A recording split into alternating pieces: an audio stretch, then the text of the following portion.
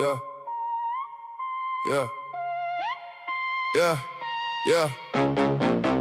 Bronx on the scene, nose to the ground, reads every scratch, every step, every sound. Dust on the boot, mud on the cuff, one wrong move and he calls you bluff. He found a lie in the turn of a face, found a fresh print in an empty place. Tail up high when the story won't blend, he don't bark loud, he just gets close. Damn, sniffing out facts, no room for slack. Truth in the crack, now we don't look back. Bronx Tales, Bronx Tales, Bronx Tales. Chasing truth through the rails. Bronx Tales, Bronx Tales, Bronx Tales.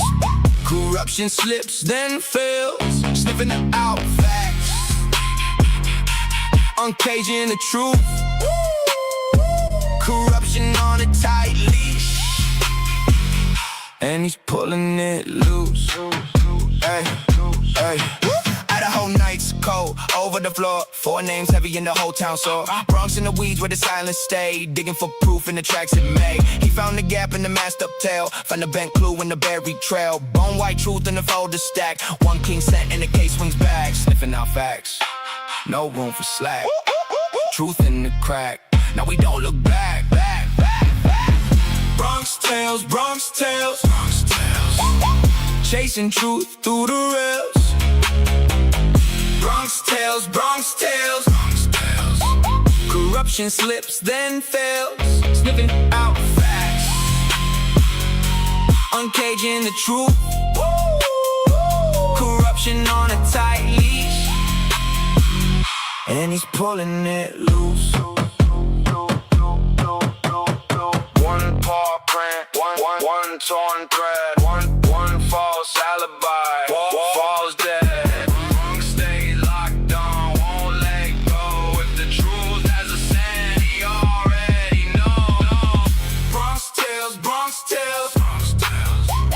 Chasing truth through the rails. Bronx Tales, Bronx Tales, Bronx Tales. Corruption slips, then fails. Sniffing out facts, uncaging the truth. Corruption on a tight leash, and he's pulling it loose.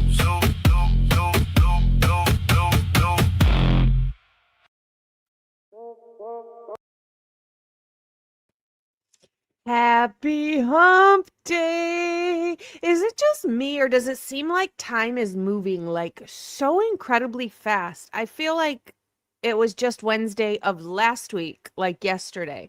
But that's okay. We're here for it. We love it. Thank you so much. Turn it up, turn it up. It's hump day, hump day, hump day. Hello, everybody. It's so good to see you. I am going to take a few minutes or a minute and just say hi to everybody because I did not do that in the last episode and it made me feel verbally naked, if that's a thing. I don't know. So hello, hello, hello. It's so good to see you. Michelle, Angel, L. Price. I just saw you in here. There you are. Hello, Courtney, Andrea, Alicia, Miss Poodles. And we got Mikey in the house and Sparkly, Michelle and Pixie Dust. Hey, Yuri, it's so good to see you. I hope you're doing well or better, hanging in there at least. So good to see you. Summer, Deidre, Miss Deb and Sharon. Lizzie is a K9 crew member. You better know it. Legal Swag, good to see you. Miss Kiki, Rock Lover, Grace. Oh, Pedro, there's Pedro with the giggity. I love the giggity. I love it, I love it. And we've got Deb up here and Misleading. It's so good to see everybody. Thank you for being here. We have so much to talk about today. I was just going to go through the steps of every single detail, what to expect from here on out. And I'm going to do that for sure. That will be the next half. But I did get to watch all of the Netflix stuff today, and I took lots of notes. And so for the people that can't watch the Netflix thing, I'm going to basically describe the Netflix little series. I thought it was going to be 4 episodes. I'm not sure where I heard that, but it was 3 episodes. And I have to tell you, if you don't have Netflix, don't worry, because there was not like a big bang in there. There wasn't, it seemed like they just kind of skimmed the very surface of what happened that night for the crime. And they got obviously some things wrong, but they didn't talk about a whole lot of, details and stuff. So I was kind of shocked with that. For me, it was very anticlimactic. Like I didn't get anything out of it. And it didn't make me angry either though, because they really didn't talk about a whole lot. It was kind of strange for Netflix, I think. They usually try and do a lot of, dramatic music and dramatic scenes, and it wasn't that at all. So a little weird, but there are some things that I did learn in there as far as people being interviewed and some of the things that came out of their faces. And I was like, yo, you who? What? So I want to talk about it for sure. Thank you so much, Alicia. We got 200 jewels in the heezy. I don't really know what all of those mean, but I think that they are worth like, something, right? I send them on other people's channels too, so I hope they're worth something, or we're not just doing that for our health, right? I don't know what they are. It's a newer thing. Hey, Nutmeg, good to see you. Hello, hello, Miss Angie. The cat's meow. Yeah, so you watched the first episode. It was okay. Yeah, it was well, we'll just talk about it. But trust me, if you don't have Netflix, don't feel like you're missing out. It really was not all that and a bag of bloody chips, if you will. No pun intended. Speaking of the bag of bloody chips, I was sitting here thinking earlier today, and I was like, okay, there's the bag of chips on the couch, and we see the spatter on it that is diluted.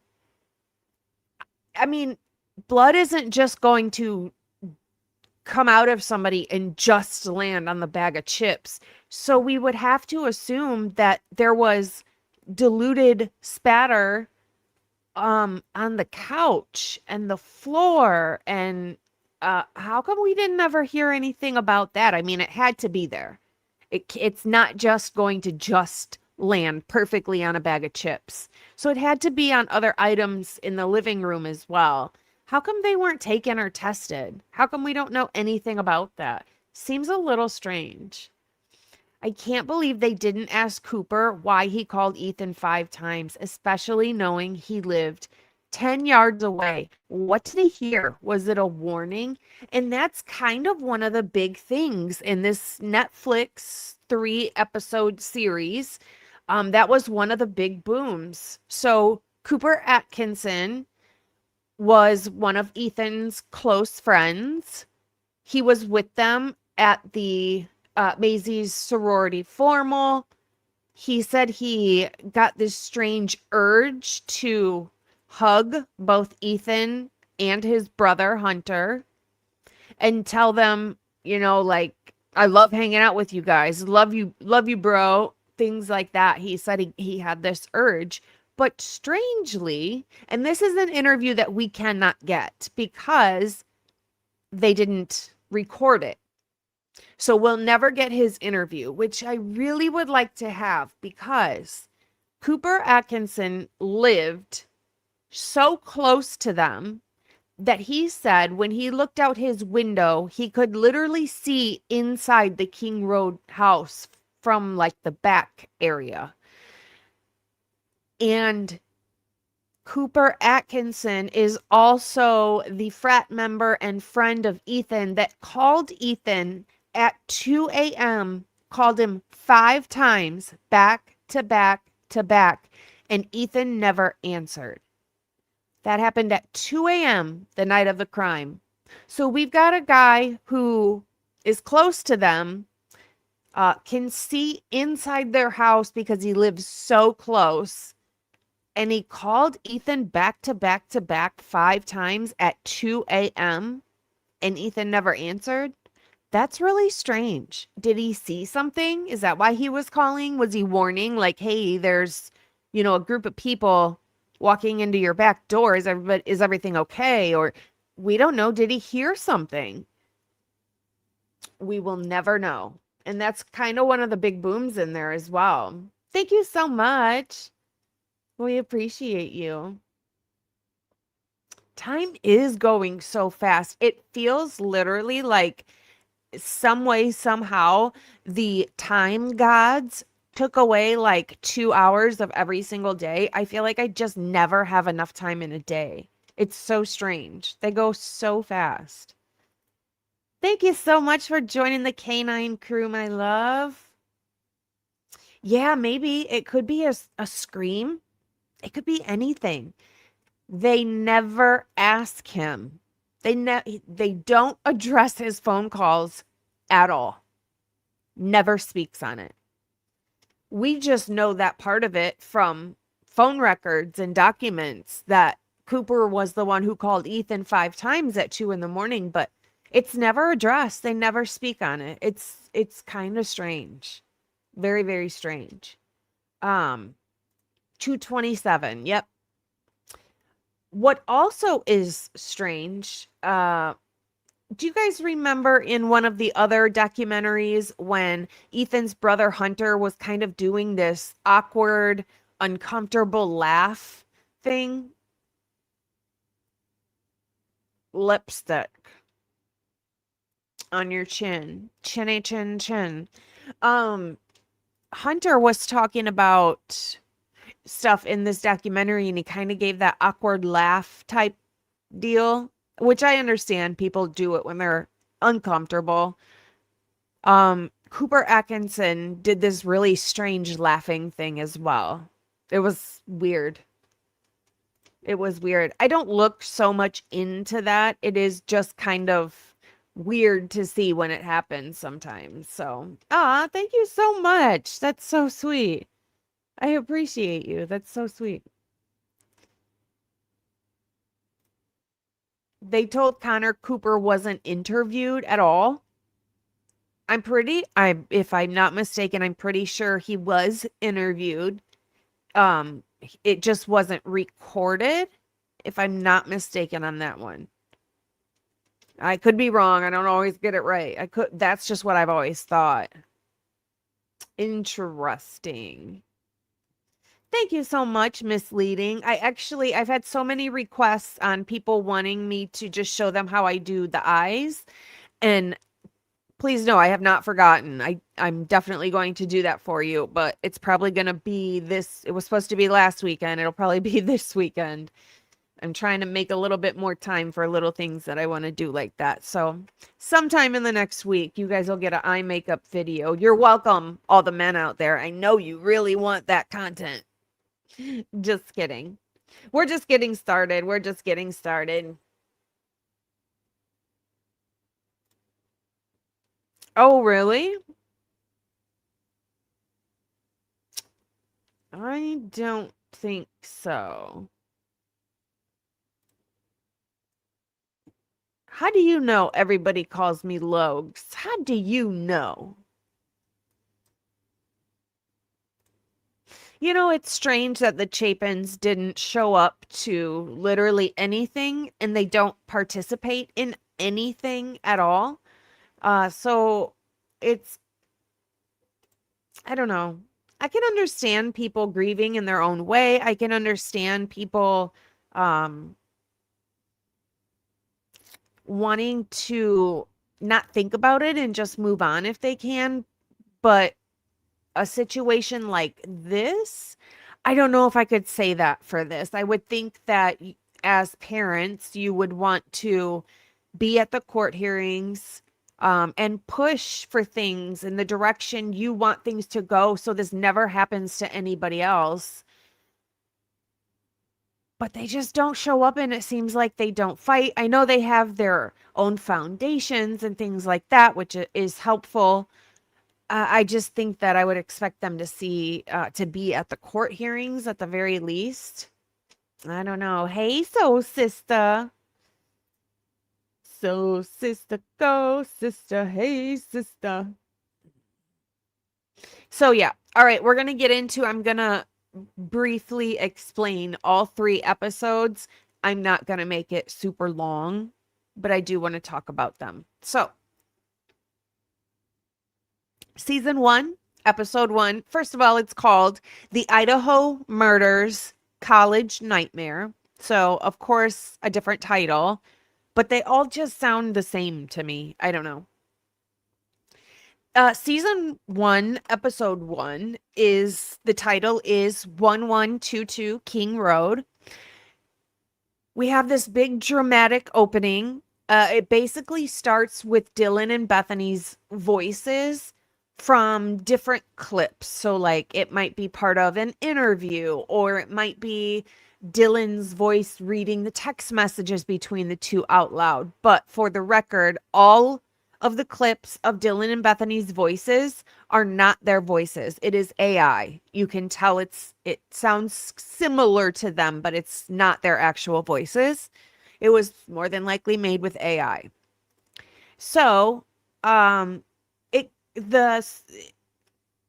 initial scenes are basically, they open with drama, right? And then they go pretty much straight to the text messages back and forth between Dylan and Bethany. And after that little segment is over, the ending of that, they focus in on Bethany's text message where she says run.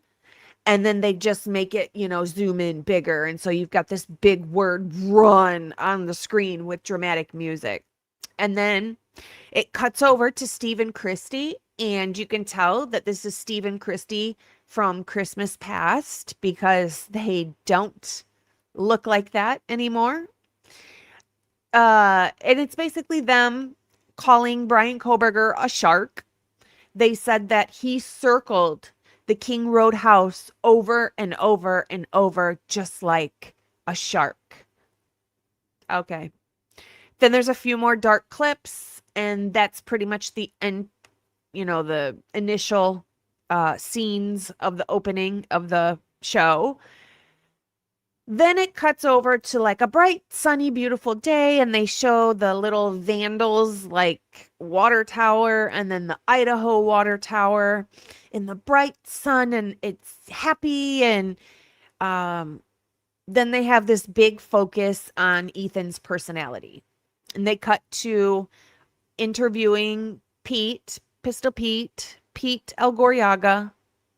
And he talks all about Ethan. It's a big focus on Ethan and Xana, but mostly about them together and their personalities together, how they were meant for each other. After Pete's little segment, they cut over to body-worn camera. They cut to Nunez coming into the crime scene. And there you can hear dispatch in the background, but it's dispatch we've never heard. And it says, there's a homicide, da-da-da-da-da, there's lots of blood. And then the dispatch lady says, we need units at 1122 King Road. There's lots of blood. Okay, why didn't Hunter say that when he went in there? But whatever.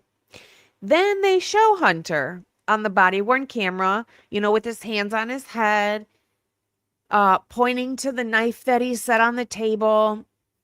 What I find strange about this is Hunter says, the roommates called me this morning. It just caught. I was like, didn't they just call you just now and you've been there for like 5 minutes? I thought that was their whole story, right? That they had just called Emily's phone, and so Hunter ran over there, and 2 minutes later they called 911. That's what I thought. But Hunter's words are, the roommates called me this morning, which sounds like a lot of time has passed in between, right? Interesting. So, the hunter and the officer start walking down to the landing to the first floor, and Hunter, for some reason, kept standing at the landing inside the door and kept putting his hands on his head and kind of fidgety. And he's like kind of refusing to go outside. And the cop finally says, "You have to go outside." And then Hunter kind of hesitates. And then he walks outside and cuts to the left really quick on the sidewalk of the entryway and walks over that way. And it was just kind of weird. It was like he was hesitating. He did not want to go outside that door for some reason. It was strange. I hadn't seen that before. And then there is dramatic music. They show all of the officers that are there searching the house.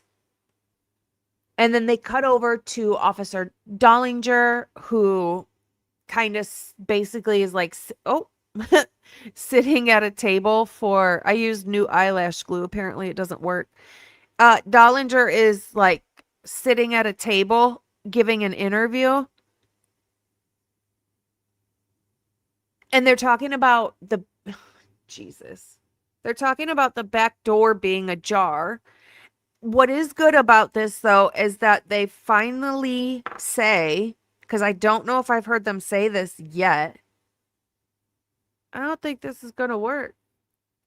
They finally say, "We had size 13.5 shoe, but then we realized that it's not part of the crime." Hold on. This is driving me nuts.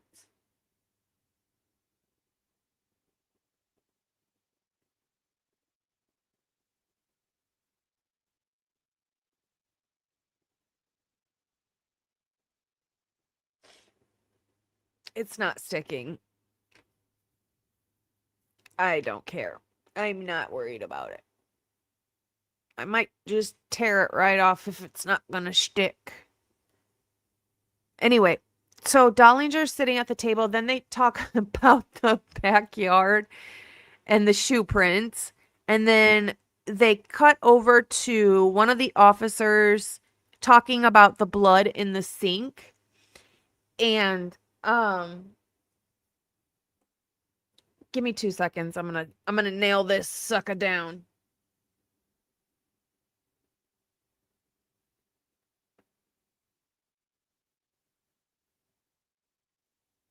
So then they talk about the blood in the sink, and he's like, "Oh, it looks like there's some blood in the sink."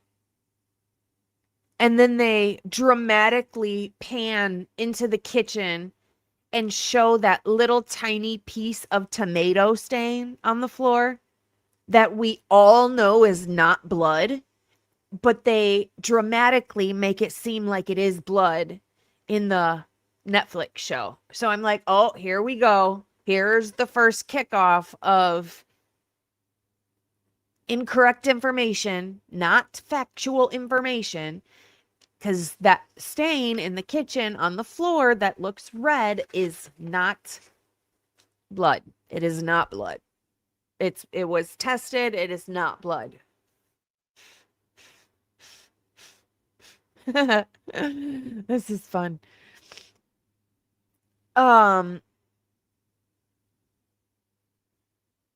He's talking about, they start talking about the 8-hour delay.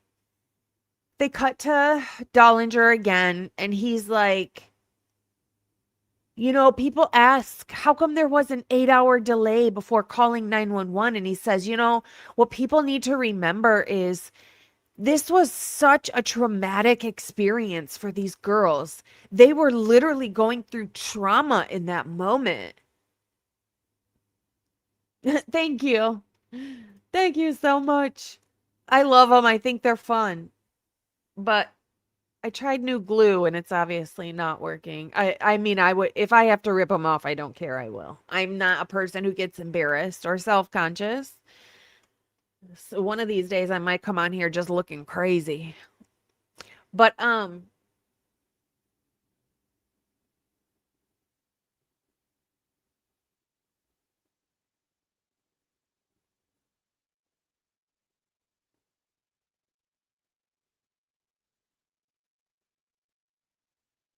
whatever. Okay.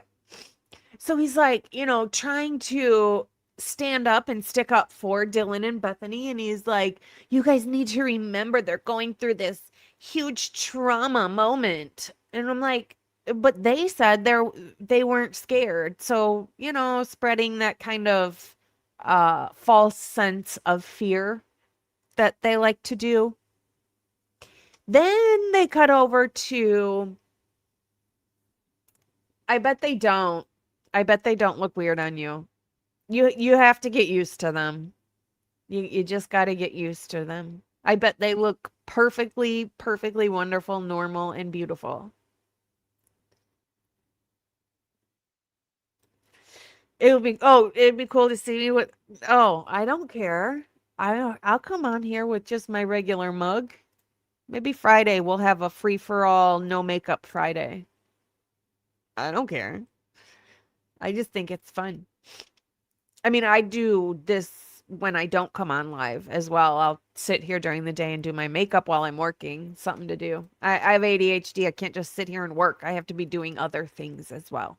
Anyway, they cut over to Cooper Atkinson. So Cooper Atkinson has real dark hair. He's got light skin, but really dark, straight hair that's cut short. He's got a dark mustache.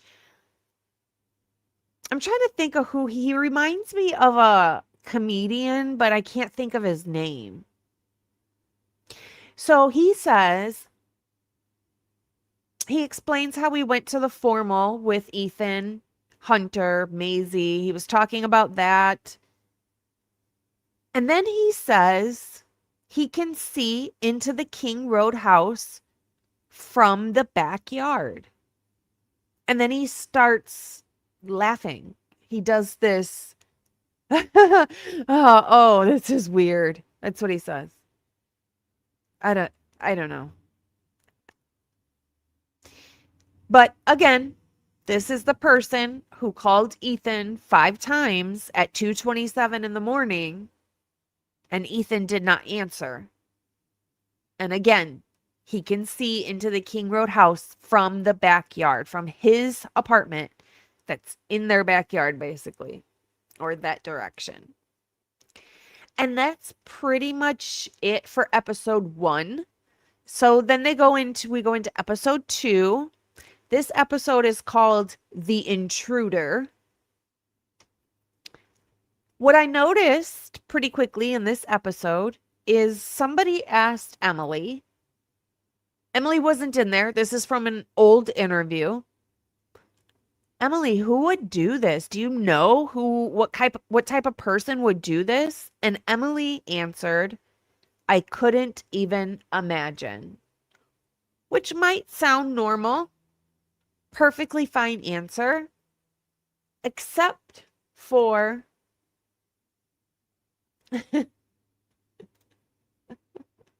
I get it.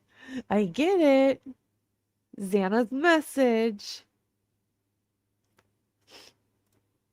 You thought so too?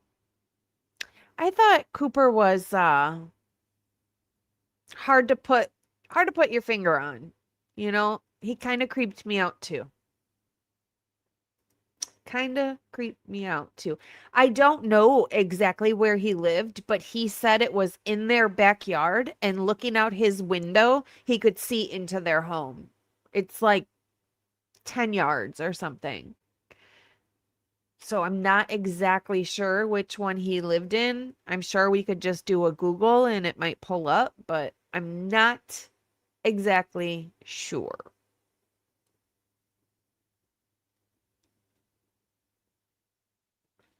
Interesting. Angie says, I thought Cooper lived in the Sigma Chi downstairs where he could walk out without any of them knowing. Nope. That was, who was that? That was one of the Sigma Chi interviews. I'm trying to think. I can't think of who it is right now. I know what you're talking about. I remember hearing that in an interview.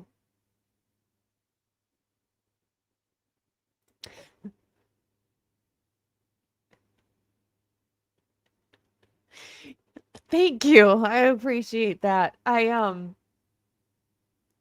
Huda. Good to see you. Conrad. Thank you. That's who it was. I knew it started with a C. I thought it was another Cooper, but you're right. It's Conrad. Conrad was the one who said he could walk. He lived in a room by himself, right, at Sigma Chi, and could leave without anybody knowing, which is just a weird statement in itself as well. Yep. Yep. Yep. Yep. Yep. Yep. Thank you. Thank you. Thank you. I used to I did strip lashes for a long time. Then I started doing the individual clusters, and those started pulling out my real eyelashes. So I went back to strip lashes.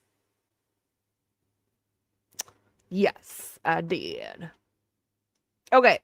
So episode 2, The Intruder, starts with Emily giving the answer when asked, who would do this? What type of person would do this? And she says, I couldn't even imagine, which would probably be a normal answer, I suppose. However, if we want to resort back to our statement analysis and what we've learned during that, that's not a good answer for anybody who's analyzing statements.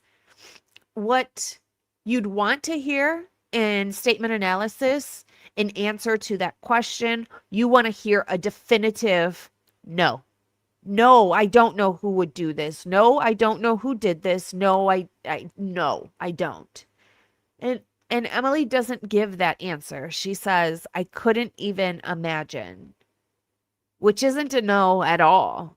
So, does she know who did this or who could do this? Maybe. Then it cuts over. We see Olivia for the first time in this show. And she is in her in-between stage at this point. So whenever she was interviewed for this, she was not pregnant, not heavy, but she wasn't super skinny yet either. You can see it, like the process. She's in between. Then they cut over.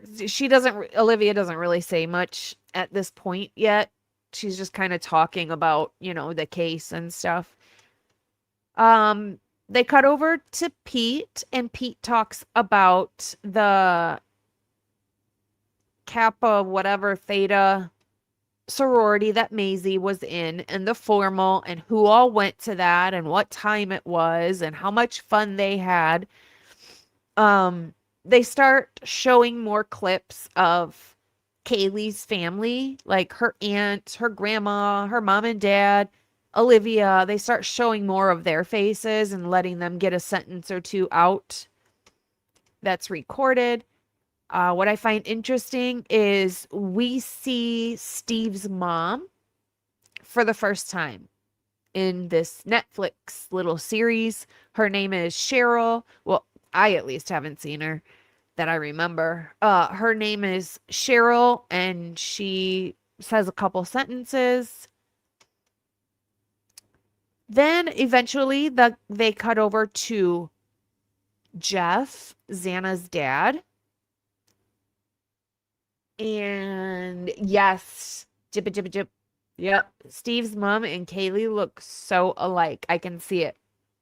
I can absolutely see it as well. Hey, Mountain Man. Good to see you. Why did they redact Olivia's broomstick? It might have been shoved where the sun don't shine, too. We don't know. I don't know. We don't know what she's into. Allegedly, in my opinion. Just kidding. Yay, at least you're here.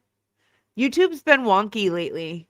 It'll go through that sometimes. Crazy. Crazy. So then they cut over to Xana's dad.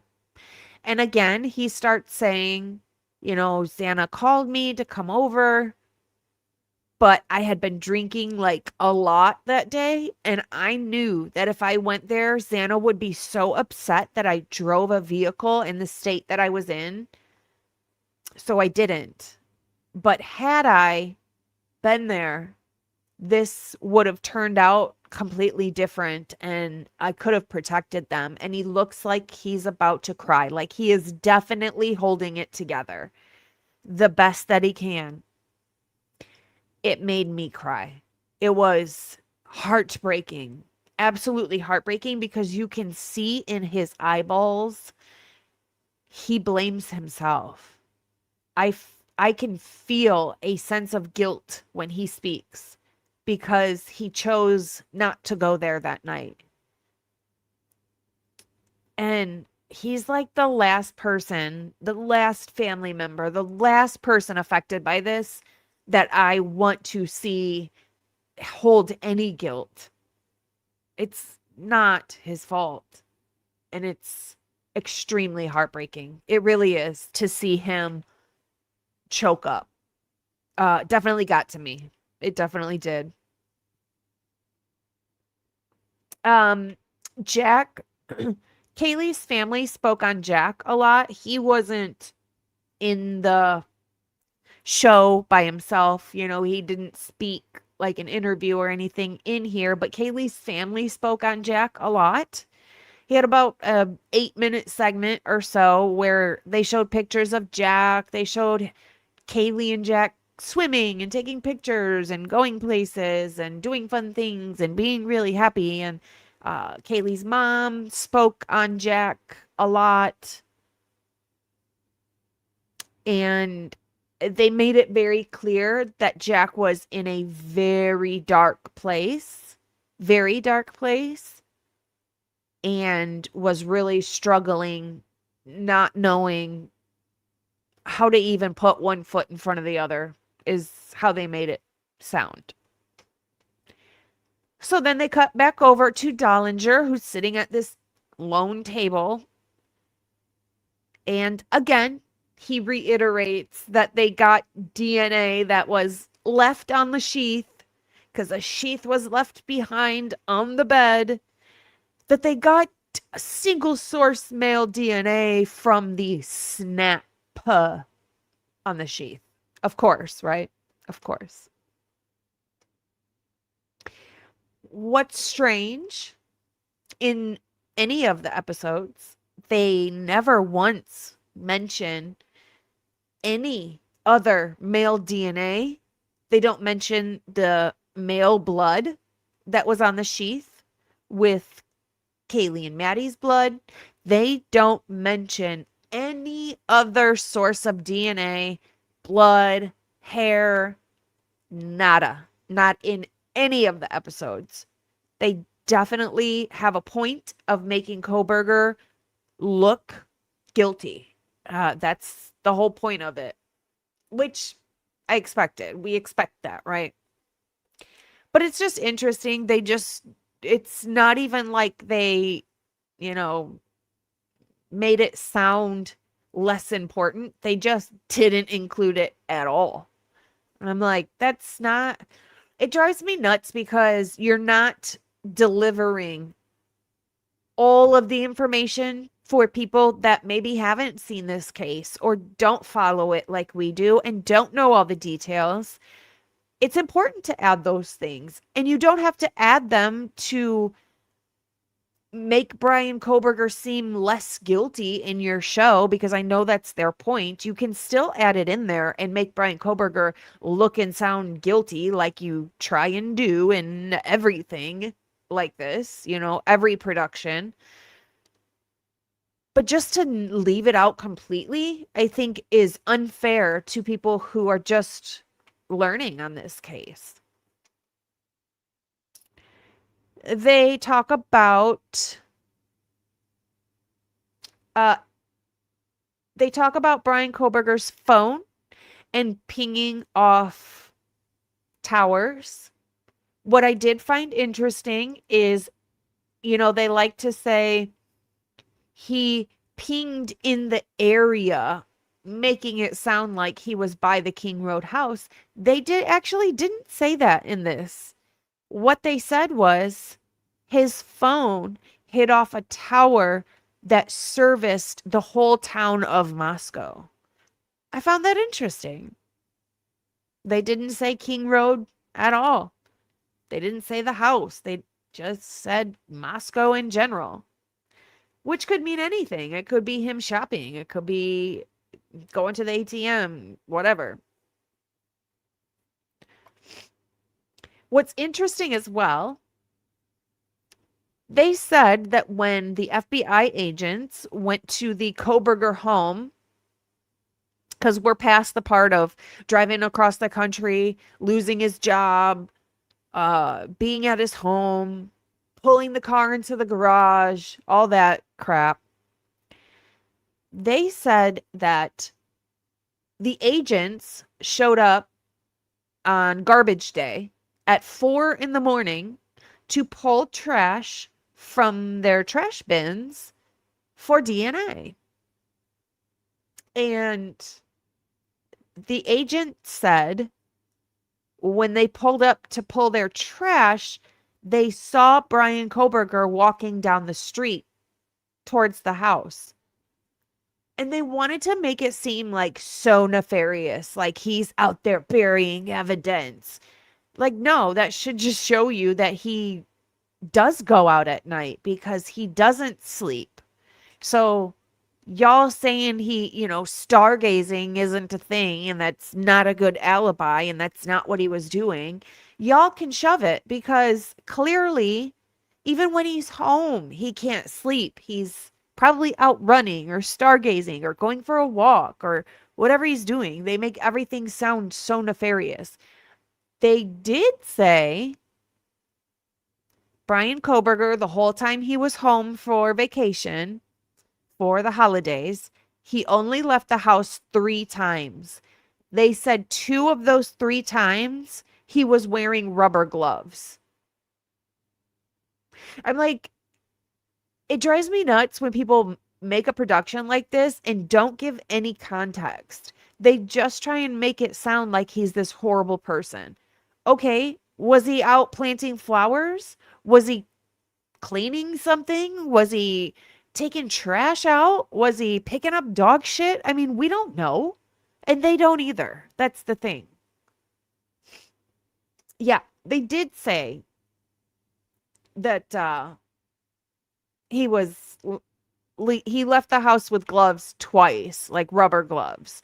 But it didn't sound to me like he's going out and about with gloves on, trying not to leave his DNA. That's not what it seemed like to me. It seemed more like, and they didn't give details on this, but I pictured something more like he was doing something to where he didn't want to get germs on his hands. And that's why he had gloves on. Not because he's trying not to leave his DNA anywhere. They talk about... Oh, then they talk about, the DNA and the sheath and the snap and the barnyards come on and they contradict themselves. So then they go into episode 3. The title of this one is called This Is Forever. In the very beginning of this episode, they do admit that the snow prints, the footprints in the snow leading up to the house and away from the house in the backyard were not part of the crime. I'm shocked they said that. Because there's still people out there saying those footprints are from an intruder. No, they're not. And they did admit that. Then, of course, they go into everything incel. Incel. Brian is an incel. Everything incel. Frustrating.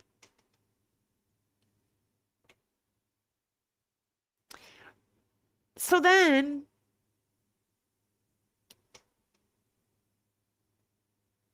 Yeah, exactly. That's what I thought. This stupid fruit fly. Yep.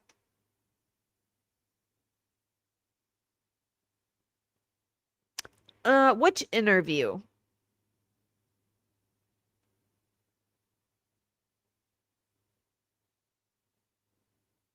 Yep, absolutely. Oh, the Syray. Yeah, I saw that too.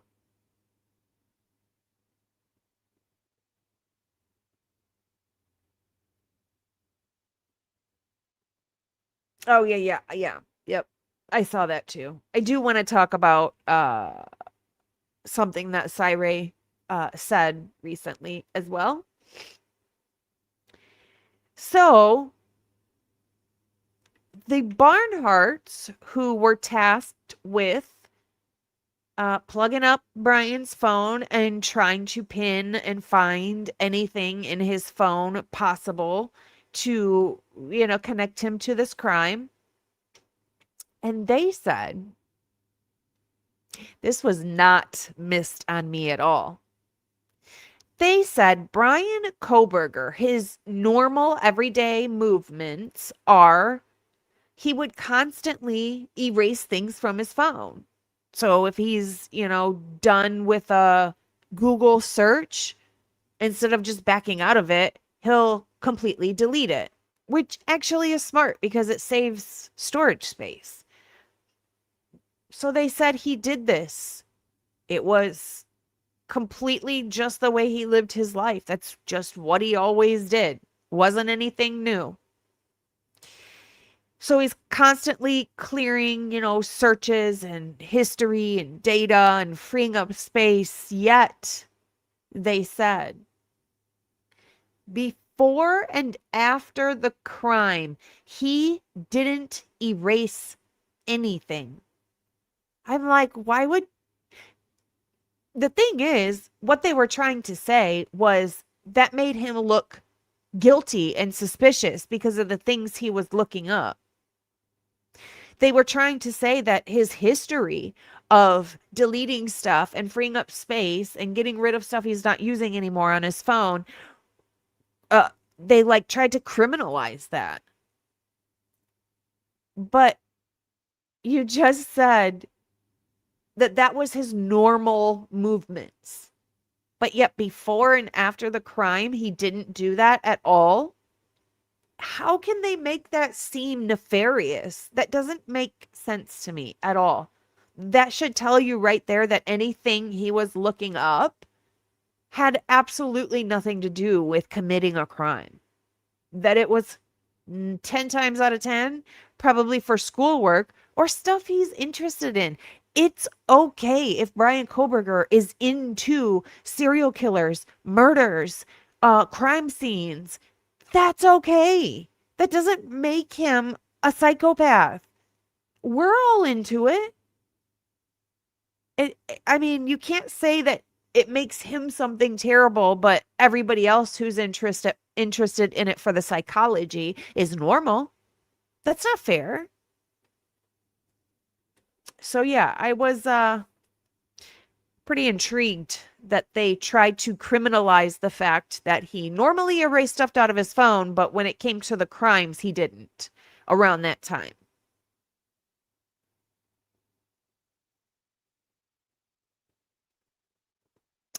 In the show, they specifically said that Brian Kohberger went upstairs first, and then Xana came out of her room and she went upstairs, and then he chased her all the way down to her room. Okay, whatever. We know that's not true. Then the barnyards come back on with the, cell phone information, and they wanted to once again criminalize his thumbs up selfie, although we've already been told he takes selfies like that a lot. There was at least 19 of them on his phone. So that made me roll my eyes like all the way back. Not just I mean, it was a deep eye roll. Okay. Then they start talking about court and things that took place, going through court stuff. Every single family was upset that the house was torn down. Every single family. Christy says, and I quote, "I'll never, ever, ever say his name. Nope. I want him to die. Justice? Justice would be the kids coming back, but it doesn't work that way. So I want him to die." Well, honey boo boo, you were at CrimeCon last month and you said his name. In fact, you called it the Kohberger case instead of saying, "Oh, my daughter's case." It seems pretty clear that everything the Gonsalves family says, they switch it up the next time it's spoken on. Whatever it is, it doesn't matter. Bill Thompson called the families and insinuated that Ann Taylor and team contacted Bill Thompson and asked him to consider offering them a plea deal. I find that so very interesting, specifically with Brian Kohberger's most recent filings. I don't think that if that happened, unless Bill Thompson's just blowing smoke, so people don't think that he offered the plea, right? He needs to make people think that the defense asked for it, even though I've heard many times that's not how it went down. But that is what he told the families. And I find that interesting because of Brian Kohberger's most recent filings and how he said that he was kind of tricked into a plea deal, kind of coerced, kind of told to lie about being guilty in a court of law under oath. And you don't have to be actually guilty to plead guilty. You can just say you're guilty even if you're not. And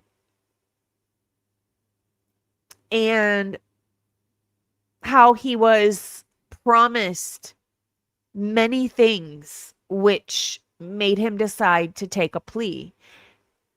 So whether Bill Thompson offered the plea from his own brain or Ann Taylor planted it, it sounds like all of that conversation never included Brian Kohberger.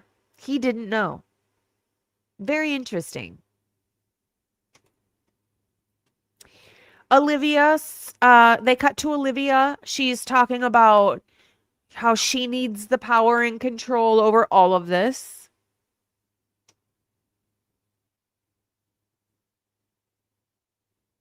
Yep. We were weeks away from a trial, and Mr. Thompson advised us that he had gotten a call from the defense asking him to think about a plea deal. I think that's interesting. Because it sounds to me that if that's true, Brian Kohberger didn't know about it. Oh, and when they cut to Olivia now she's really skinny. So this production was over a span of quite a while. Because in the beginning, she was still she's not overweight by any means. But she still had some meat on her bones. And now in the third episode, she was all the way Ozempic face. Jasmine was on there. Jasmine, you could tell that Jasmine tries to do, she just naturally thinks positive. She just naturally has a good heart and good soul, and you can definitely tell that that's just natural for her. by the things that she says and the way she thinks. They asked her about the plea deal and what she thought about that. And she said, a lot of the families have different opinions on the plea. And she said, for me, it saved us a lot of emotional trauma. So the plea didn't bother her at all. She said it saved them from years of emotional trauma. So, in my opinion, you can just tell the people that carry hate in their heart and soul and the ones who don't. And Jasmine does not seem to carry hate in her heart. Jeff says, Xana's dad says he really wished that, Bronxy alert, he really wished that Brian Kohberger would have had to allocute. He should have had to say something to prove that he did this. They cut over to all of their sentencing speeches. They want to do the big hoopla about Olivia, first about Steve setting the stage, and then Olivia getting up there and specifically saying, had you not have broken into their home in the middle of the night like a pedophile, Kaylee would have kicked your fucking ass. And then she's like, I did that. I didn't want to show any weakness. And that was my time to take the control and power back from Brian Kohberger. Girl, stop. Then they cut over to Officer Dollinger, and he admitted that this affected him so bad that he had to reach out for help, which is, I guess, interesting. He said that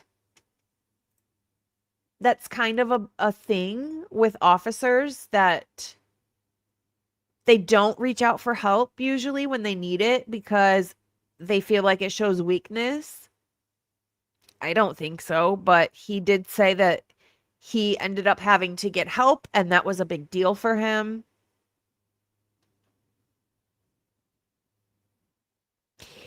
Dollinger also says that after November 13th, that Brian Kohberger never went back to Moscow.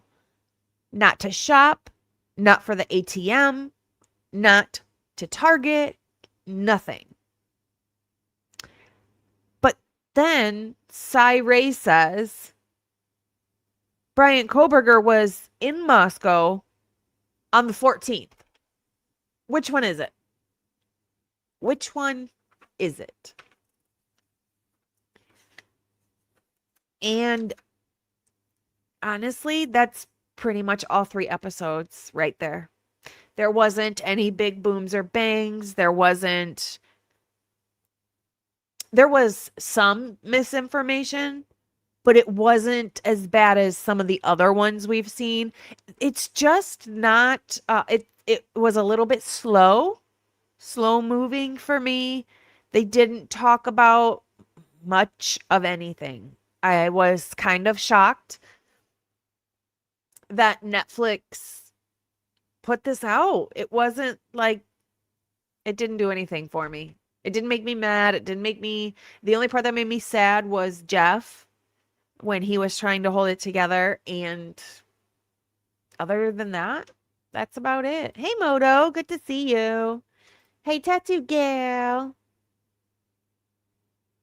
Right, exactly. Absolutely. I mean, there is obviously misinformation in here. It's just not as bad as some of the other ones we've seen.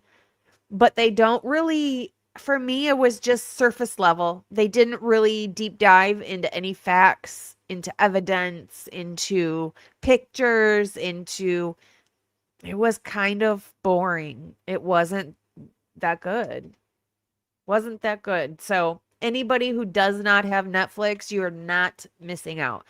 And Netflix won't let us, I can't take a screenshot and show it to you. I can't we can't go over it live. Nothing. Netflix will not let you share anything they put out. So that's why we did it this way. I just took notes and wanted to tell you guys what it was like. My review is, it was boring. Just boring. It was even keel the whole time. Nothing big, nothing not big, nothing. One thing I want to make sure and mention, when the information, I'm done with the Netflix thing now. We're moving on. Different topic. One thing I do want to mention is when I was talking about Brian Kohberger filing the PCR, post-conviction relief, I had mentioned in the beginning of Monday's show that Brian Kohberger was filing pro se, which means he's representing himself. And somebody tried to call me out on it, not super rude or anything, just like, hey, where'd you get this information? Because I don't think that's true. Can you give me your source type of comment? And I figured I'd just address it on this show. And the source was, when you looked up the case, it literally says representation pro se. And that's simply because the filing was so new. Nobody's been appointed, nothing like that. But now here we are 2 days later, and Judge Hippler has appointed a public defender for Brian Kohberger and the whole process of post-conviction relief, or as far as this stage will take us. Yeah, that is absolutely true. Thank you so much. I appreciate that they left out so much Dylan. They did actually. She wasn't like the main, her or Bethany. They were not the main parts of any of this, which was good. They kind of contradict themselves with she was, didn't call 911 because of trauma. And, we know what she says, which is like, I wasn't scared at all.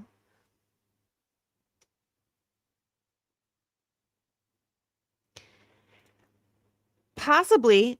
So what we're going to do now is I have a couple of talking points I want to talk about. Bronx is dreaming. He said, oh, whoa, whoa, whoa, whoa.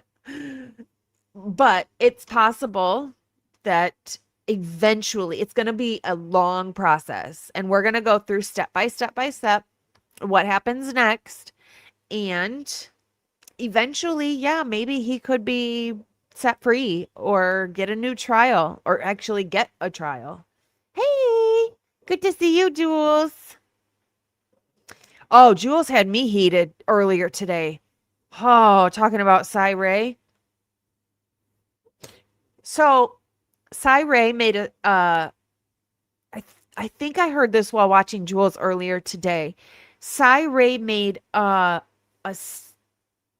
statement. He was talking about something or other, and Cy Ray said, and I quote, "The best thing that happened to Brian Kohberger was that the prosecution, or the state, never contacted Cy Ray." What? So to me, that made it sound like, what do you mean? So if the state had contacted you and you were going to do work on behalf of the state, your outcome would have been different? Is that what he's trying to say? What? So you have an outcome that was in favor of the defense, but had the prosecution called you first to do work for them, it would have been different? How can the same information lead you to different answers depending on who hired you? That doesn't make any sense to me. He is, and he's such a, He's changing what he said. How many of these people were up in this courtroom under oath lying? Because it sounds like we're at like about 5 people now. Absolutely. He wants to sell his book. He wants to sell his stupid classes and whatever else he does. And that's sad. I get that that's how this world is. I 100% get that. How many times can we step on one person's rights, constitutional rights? So many people have done this. Oh, wait. Hey, Moonlight, good to see you.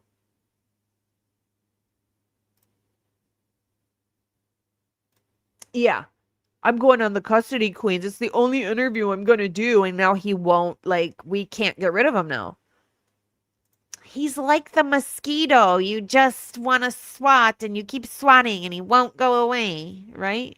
Didn't we hear that recently?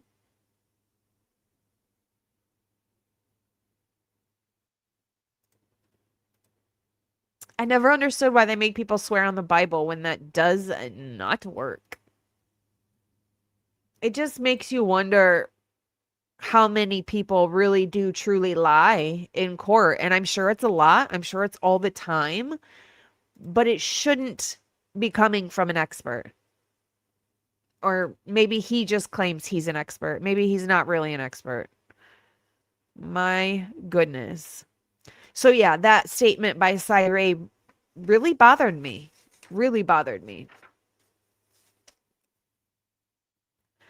One other thing I want to mention before I get into all of the steps of what happens next. It's exciting. It's exciting. It is really exciting. And just so you guys know, it's going to be a long couple of years from here on out. This is not going to be quick. It's not going to be easy. I don't know what's going to happen with our FOIAs. I don't know. I know I have a couple that I need to pay for that we've gotten. I know I've got about 10 of them that are, looks like they're on hold type. Maybe they haven't been looked at. So I don't know. I don't know. I'm glad that everybody got as many as they got before this happened, though, because we do truly have a lot of information, which is great. So the thing I want to mention is yesterday I was talking to the YouTube handle or name. You guys have seen it. It's Beauty for Ashes. And she made such a logical point. She said, what I don't understand is if Brian Kohberger wanted to kill people, why wouldn't he just kill them while he's on a late night hike? Or even in the day when he's hiking? It would be so much easier. You could have way more victims. I mean, there would be no evidence or very little evidence. All he'd have to do is bring a bottle of bleach when he's done, bleach your clothes, shoes, weapon, and throw it in the river. He could have had way more victims if it was him. And to me, I feel like that's, if he was actually to do something like this, that is the route he would take, rather than, it just doesn't make sense to walk into a big house with all the lights on in the middle of the night with music playing. So clearly people are awake, with all the cars in the front, but you've got every house around there. The people said they went to sleep at 9 p.m. Why wouldn't you pick a house that doesn't have lights on, but maybe has a TV on, so you know that it's somebody's there, but they're sleeping because the lights are off, no noise, the TV's on? Wouldn't you think that if somebody wanted this opportunity to feel what it's like to kill people, that's the route they would take, something that they're used to. You know, he's in his element when he's hiking or running or whatever in these parks that he likes to walk in or run in or stargazing. That's what I would kind of expect him to do. If he were to do this, it would be while he's hiking, not at a place that he's never been, doesn't know who's in the house, all the lights are on, the music. That's why it makes me think that it is somebody they know. Somebody they know. Or somebody who at least knew the house. Oh, did I tell you guys? I think I did tell you guys, but I'm going to tell you one more time just in case. When Scott Perky, I did tell you this, mentioned Gabe Miller, and saying that he broke into their house. He has large knives. He broke into their house and he said he could have killed them if he wanted to. I asked for the interview with Gabe Miller and they came back and said it doesn't exist. I'm pretty sure I told you guys that, which is just wild. Yeah, exactly. Someplace not surrounded by so many houses. That's what. Absolutely personal. And he didn't know them.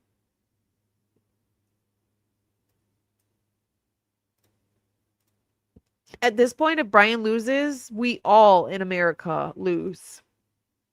Agreed. That's a really good point. Yeah, or at least the guy standing there with a knife. What the heck? They said someone close to me's interview doesn't exist either. Oh, that, yeah. Yeah. It's like people you know that should have been talked to doesn't exist. Like, how hard really were they trying to actually catch the right people? Not very hard.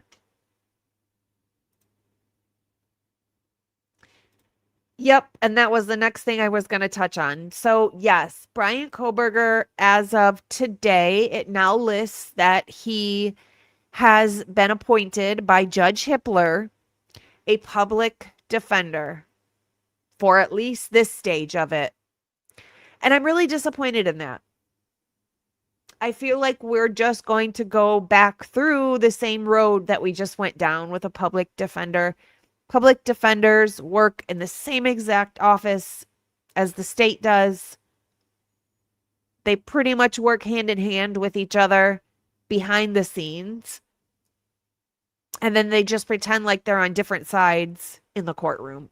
That's what it is to me. That's what it looks like. That's what it seems like. And that's what I've experienced. So I was really, really disappointed to see that he has a public defender again. I would love to know where this could go with an experienced private paid attorney that is going to fight because his paycheck depends on it, not because he's appointed by the state and he's going to get paid regardless, no matter what the outcome is.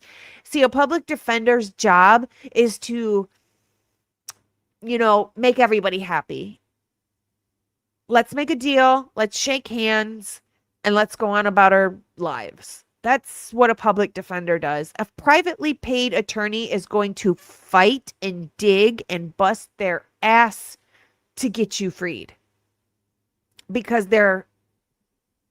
your money depends on it. I don't like it.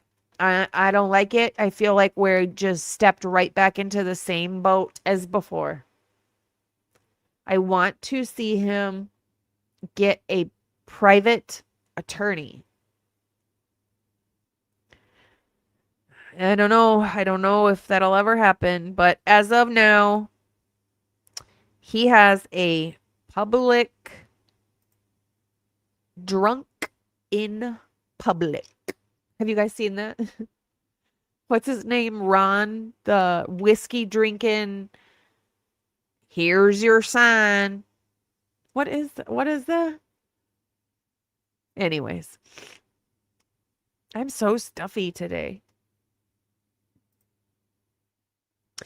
Okay, let me share my screen and let's get into talking about post-conviction relief, what it means, what it says, what we're doing up until the good stuff starts happening. Ron White. Yep, that's it.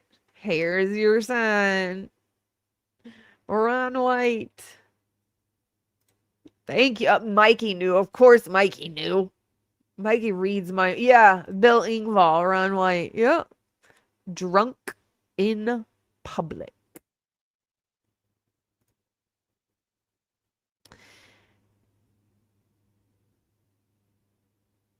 Uh-oh. What did you go through? Uh-oh. Uh-oh. Tater salad. I forgot all about that. Oh my God.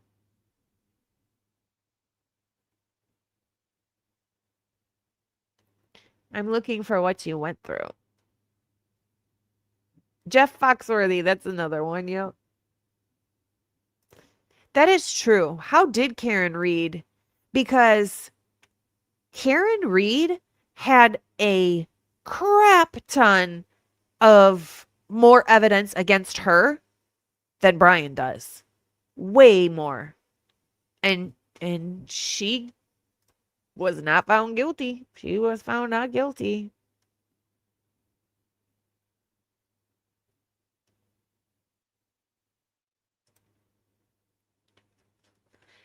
I think you know, the general public, I think, thought Karen Reed was not guilty, so it was probably easy for her to raise that amount of money for a private attorney.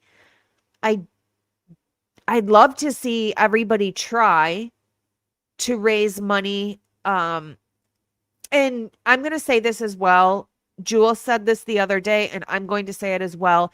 Do not donate to anything that has anything about raising money for Brian Kohberger until you hear from people like Jules that can vet and validate that the money will absolutely go to Brian Kohberger or his family. Don't donate to anything until it's we've heard that it's been verified. There will be people that will try and exploit this. Don't do it. Don't believe it until you hear from somebody that's reporting on this, where to donate. Don't believe it. But I think it will be hard for Brian Kohberger to raise the amount of money that Karen Reed raised, because I think the mainstream media has done an excellent job in publicly convicting Brian Kohberger. They've given so much misinformation that I think the general public that hasn't taken the time to read documents blindly thinks he's guilty for no reason. All right. I'm going to share my screen. Let's do it. Nope, not that way. Maybe this way? Nope, I don't like that one. There we go. I like that one. Is that okay? Or nope. Nope. It'll have to be that one. What's this one? Eh. Oh. We'll do this one. Okay. All right. Here we go. Post-conviction relief.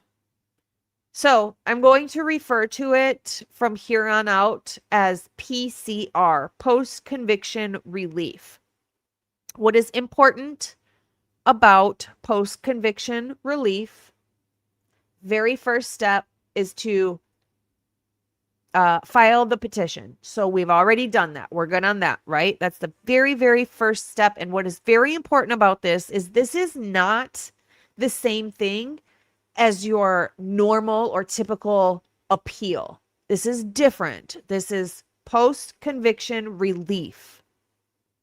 A lot of people hear the word appeal and think that the conviction is automatically being reviewed, and that is not what happens with post-conviction relief. Brian Kohberger entered a guilty plea originally. He waived many of the issues that could normally be raised on a direct appeal. So instead, he is asking the court to look everything over and see whether there were serious constitutional rights or legal problems that affected the validity of his guilty plea, which he's addressed them very surface level, right, on his petition for PCR, post-conviction relief. I have hella notes on this, so be prepared. We're going to be talking about this for a minute. So what is post-conviction relief? It's basically somebody who has been found guilty or taken a plea deal. It's this person saying to the court, I think that something went wrong during my case. And because of that, I think my conviction or my guilty plea should not stand because something went wrong. It's not about retrying the case, starting from scratch as if there would be a trial. That's not what this is about. It's about asking, did something happen to violate his constitutional rights?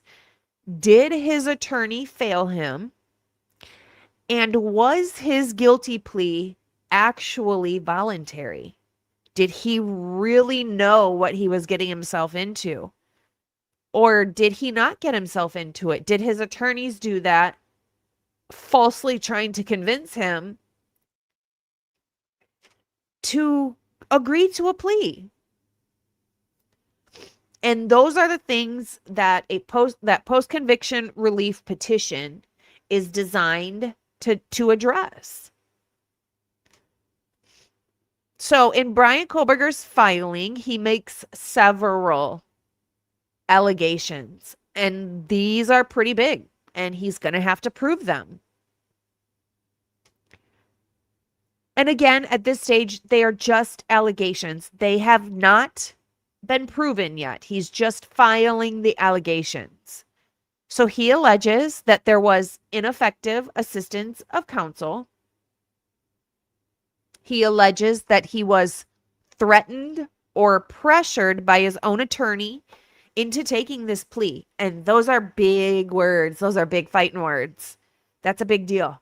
Threats by an attorney to their client to take a deal. Why? What are they getting out of it? Why are they threatening their client to take a deal? He says that there were promises made to him that were not fulfilled. I firmly believe many of those promises were, hey, we'll move you to Pennsylvania to where you could be closer to your family. That sounds pretty good. You're going to be in prison all your life. You at least want to be close to your family. That didn't happen. I believe they told him, like he stated, that he could have contact visits immediately, meaning you're allowed to hug your family. That didn't happen. I believe they told him he would have employment so he can make his own money and have structure and something to do. Because like I was explaining last episode, that mental, you need to be mentally stable to do time in solitary or in jail, period. Or it'll get to you mentally. So having a job is a big deal because you have something to fill your time instead of staring at the same 3 walls and door with a little window 24/7, because that will make you go insane. And he says that exculpatory information wasn't discussed with him before he accepted the plea. So he's kind of saying like, hey, I didn't know there was hair in Ethan's hand and that wasn't explored. I don't know why I guess, I guess the hair is probably the best thing for him to address. And that would probably be easiest for him to prove that came out after he pled. He can get away with saying, I didn't know about that. And he truly could have not known about that. I think he should address the unknown male blood at the scene that's not his, but he already had that information, so that's why he can't address that. So he's going to go with the hair of Ethan's, or in Ethan's hand. And that's good. That's a big deal. That's good. So, why is this so significant? This filing is a really big deal. It's a really, really big deal because Brian stood in court under oath and entered a guilty plea. He answered a lot of questions, long series of questions from Judge Hippler. He was specifically asked if he understood the plea. He was specifically asked if anyone threatened him. He was asked if anyone forced him, whether he was entering the plea voluntarily, and whether he was pleading guilty because he was guilty. And at that time, his answers supported accepting that plea deal.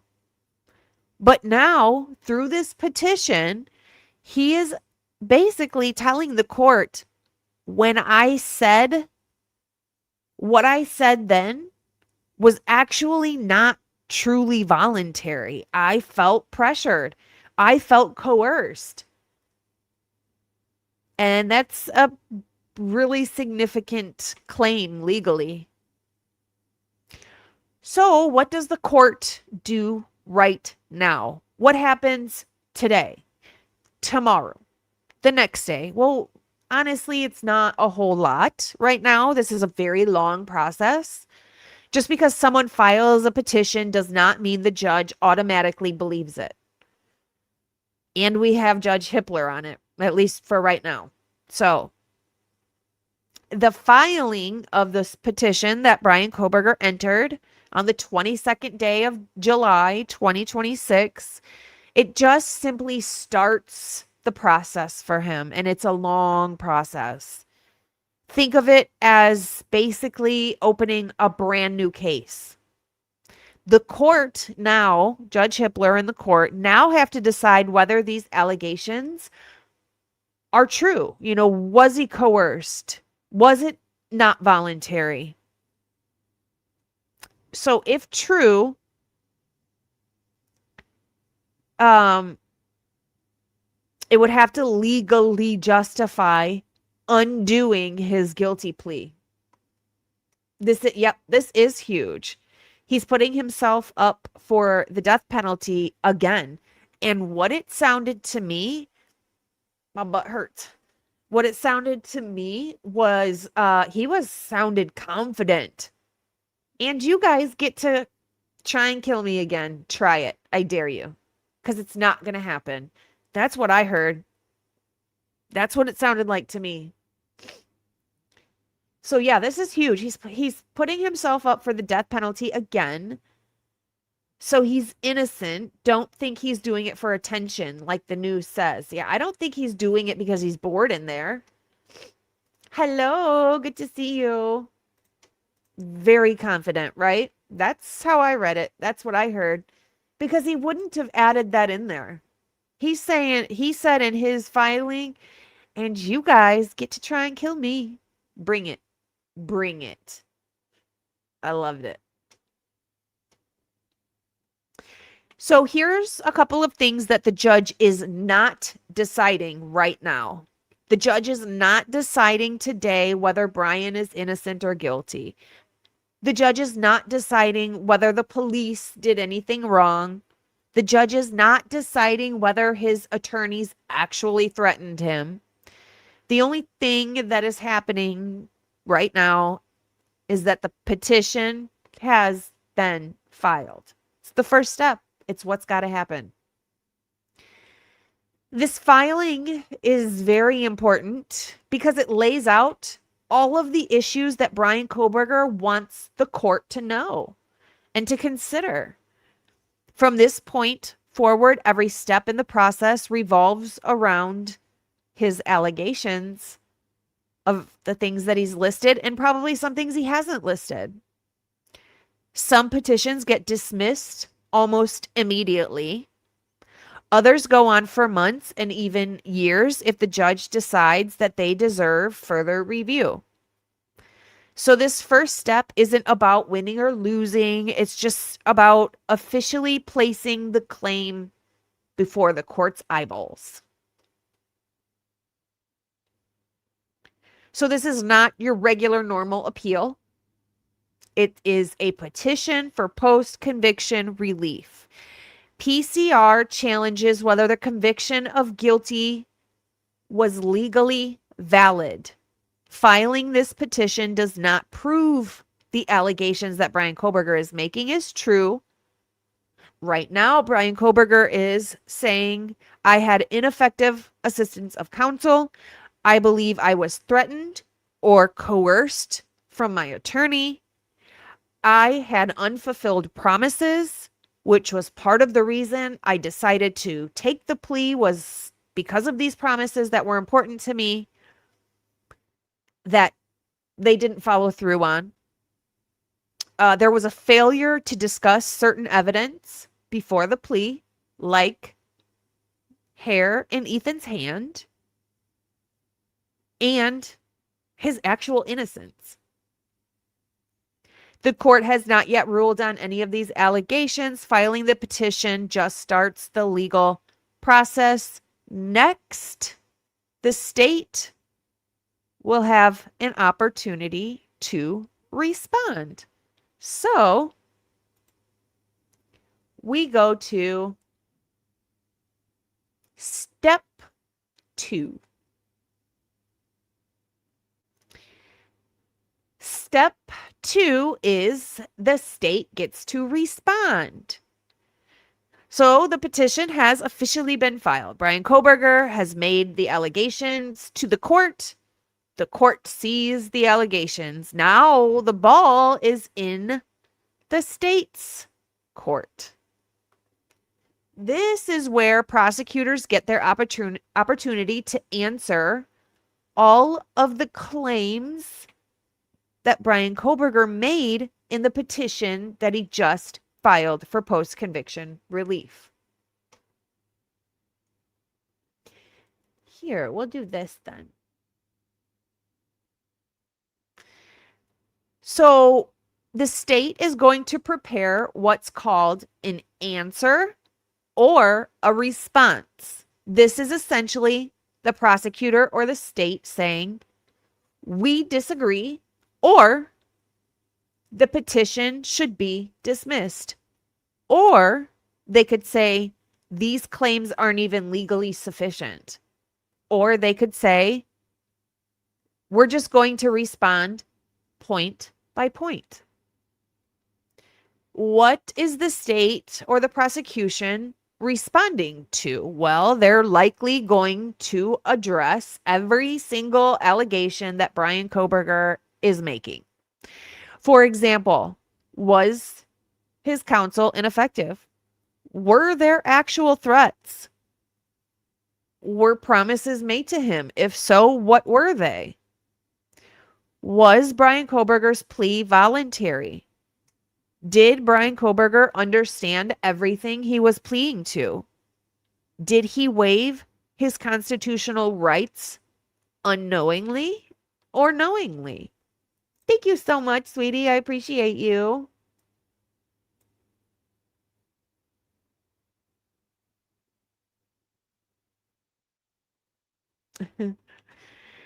Did he waive his constitutional rights knowingly or unknowingly? Is there evidence that supports Bryan Kohberger's claims in his new petition filing? Every single allegation that Bryan Kohberger makes has to be answered by the state. So what evidence can the state use? The prosecution has access to a lot. They can attach the plea hearing transcript with Brian Kohberger saying, I know what I'm doing, and I'm voluntarily doing this. Yep, it was me. They can attach the sentencing hearing transcript. They can attach the written plea agreement. They can attach any emails or correspondence, letters, discovery, court filings, affidavits, sworn declarations, and any testimony that's already on the record. What is the state's goal? Their goal is super simple. They're just trying to convince the judge that all of Brian Kohberger's allegations are not founded, right? Nothing improper happened. Nothing illegal happened. Nothing unconstitutional happened. Everything was voluntary. He knew what he was doing. And his plea should stay exactly where it's at.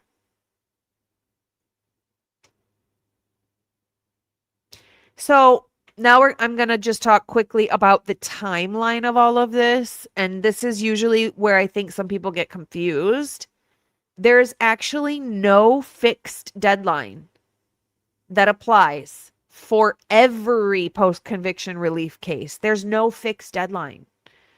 Instead, the judge usually issues a scheduling order. The order might give the state 30 days, 45 days, 60 days, 90 days, sometimes longer, sometimes way shorter. If there's thousands of pages to review, they might get months upon months upon months to come up with their answer. And then it says, well, my notes say basically, can the state ask for more time? And they absolutely can. And I think that's actually crazy because how come the defense didn't get more time when there was a leak? How come the defense didn't get more time when they couldn't get discovery? They couldn't get it. Then they get it last minute and it's too big. They don't have enough time to go over it. But when the roles are reversed, right? The state gets as much time as they want to ask for. That ish is not fair. It's not fair. And this happens all the time. They can file a motion saying we need additional time because we have too many things to review. It's ridiculous. It's super not fair at all. And then, so during this time that we're waiting for the state, nothing really happens. There usually isn't a hearing. There's no testimony. There's no witnesses. There's no jury. The case becomes pretty much just a bunch of paperwork. Lawyers writing, judges are reading it. That's about it. So what arguments might the state make? They're probably going to argue that the plea hearing proves everything was voluntary because Brian Kohberger said it was during the plea. He answered every question appropriately. The judge specifically asked him whether anyone threatened him, and he said no. The judge asked if promises existed outside the agreement, and he said no. The judge asked whether he understood what he was doing. He said yes. And the state's going to use that against him. I think it's important, though, for the court to understand, in which I don't think they do, that when he's answering these questions, the people that threatened him are sitting right next to him. So it's not comfortable to say, no, this person sitting to my left that can reach out and smack me right now threatened me. And I don't, I know I want a new judge so bad. So bad.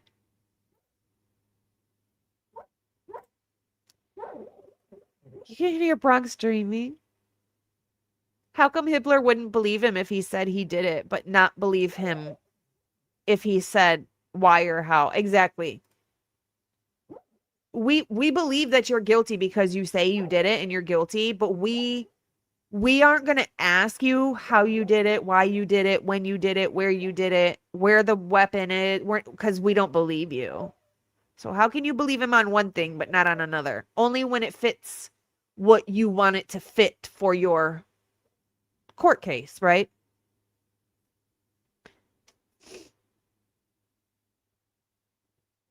So the state can also argue, they can say, hey, yeah, we do believe mistakes were made, but we just don't think they're that big of a deal. So no, we're not agreeing to anything.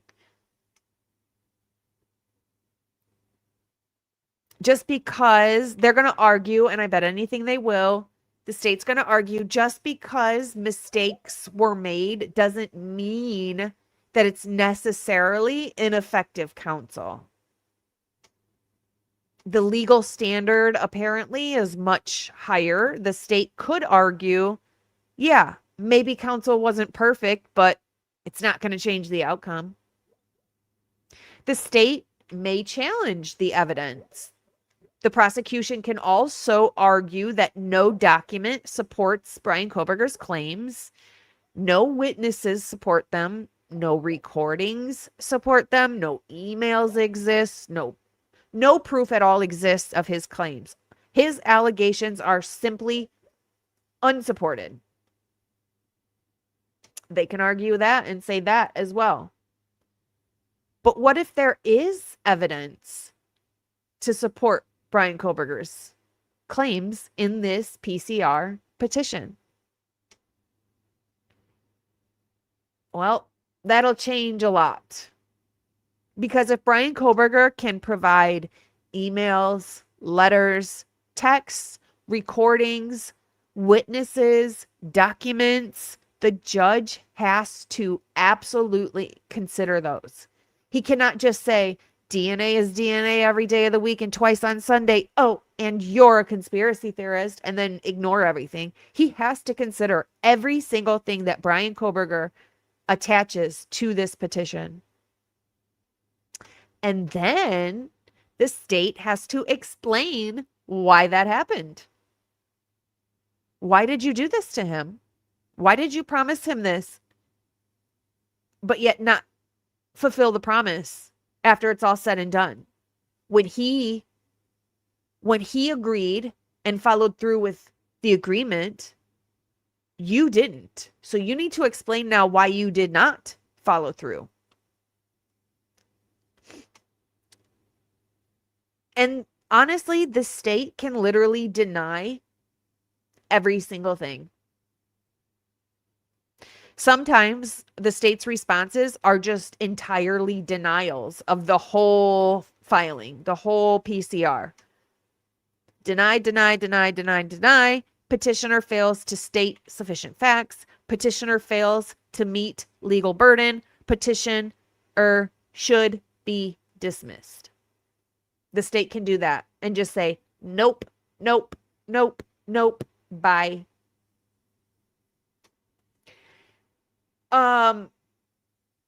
Surprisingly, though, actually, the state can partially agree as well.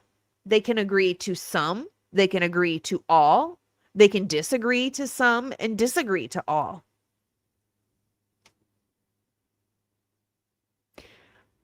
So, what is possible outcome number one? Possible outcome number one is the state wins immediately. The judge reviews the petition, the response, the court record, and says, even assuming that Bryan Kohberger's allegations are true, it doesn't legally justify any sort of post-conviction relief. It's dismissed, no hearing, case is over. Possible outcome number two is that the judge may say, I don't feel like I have enough information. I can't decide on this yet. There are factual things and there's disputes on those. I need to hear testimony on these. Then the case would move forward to an evidentiary hearing. That's where witnesses, former attorneys, all types of stuff, there will be testimony under oath regarding that.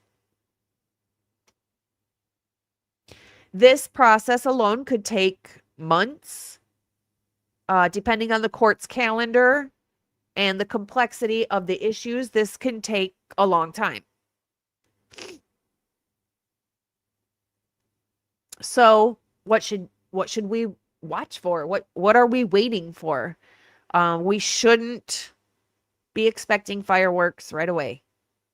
The next major event will probably be a very long written response from the state that'll probably take quite a while for the state to come up with and provide to the court. The document will tell us exactly how prosecutors intend to defend the allegations against everything that Bryan Kohberger's made. They may reveal new details about conversations, documents that haven't been discussed before. So now we know what the state's role is and what the next step is. Once the state responds, the next question becomes, can Bryan Kohberger answer the state? The state is going to respond. Can Bryan Kohberger give an answer to the state's response to his allegations?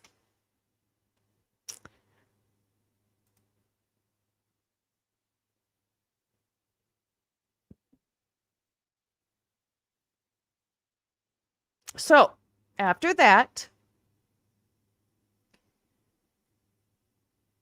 Bryan Kohberger doesn't respond. The judge will review the petition. So now that we've reached what I think is the most misunderstood actually part of this entire process, is that a lot of people believe the judge immediately decides whether Bryan Kohberger is innocent or guilty, and that's not what happens. So what happens is the judge is first going to ask completely different questions. He's going to ask if everything alleged in Bryan Kohberger's petition was assumed to be true. Does the law allow this case to continue? The judge is not deciding yet whether the allegations are true. The judge is deciding whether they are legally sufficient enough to justify moving to the next step. So what does the judge review then? At this point, after the Kohberger's petition, the state has answered. The judge will review the state's response, the plea agreement, the hearing transcript, the sentencing transcript, previous court filings, any exhibits that were attached by either side, relevant statutes and case law. He might go over affidavits, declarations submitted. Basically, it's paper-based. He's going to be reading all types of paperwork. The judge is going to then ask questions. Did the petition contain enough facts in the allegations? If every allegation were true, could it amount to ineffective counsel? Could these allegations make the guilty plea involuntary? Do these claims deserve an evidentiary hearing? The judge is not asking, did Bryan Kohberger commit the murders or not? That's not what's happening here. Those are completely different questions. So, what could happen then when the judge reads all this stuff? What happens? Well, option one, he can dismiss it right away and say, even if I think the allegations are true, it's still not enough to change the court's mind.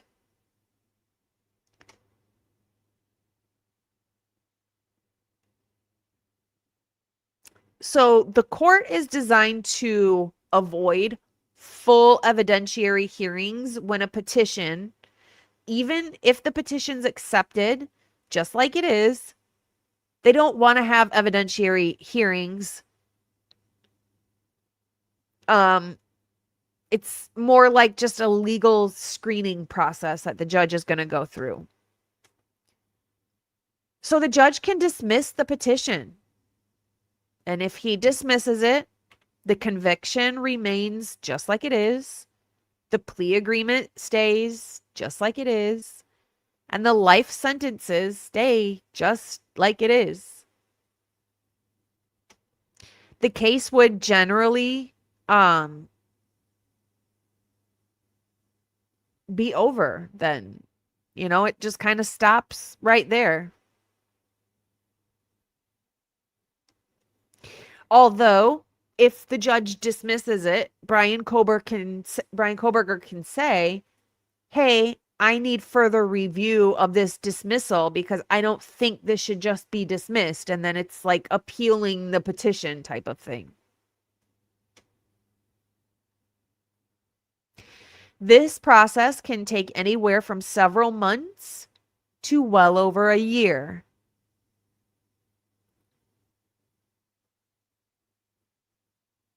And then would there be a hearing if the judge dismisses it?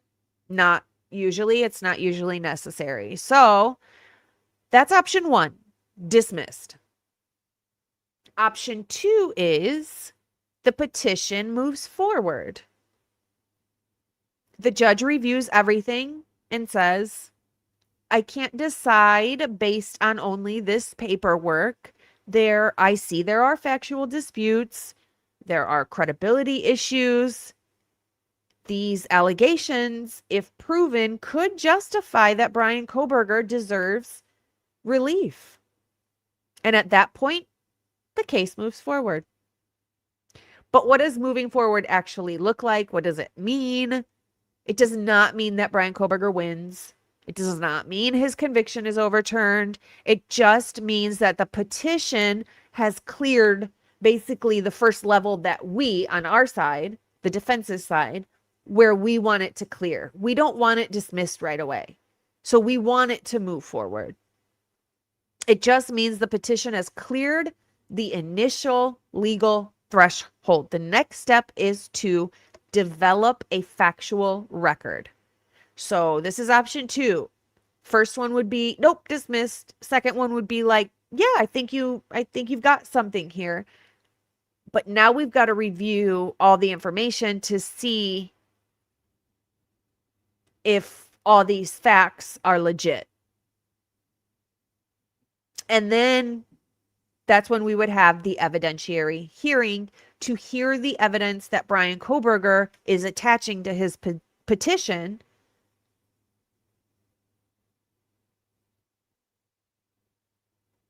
Could there be a discovery in this phase? Sometimes there can be a discovery. Could a witness testify at this stage? Yes.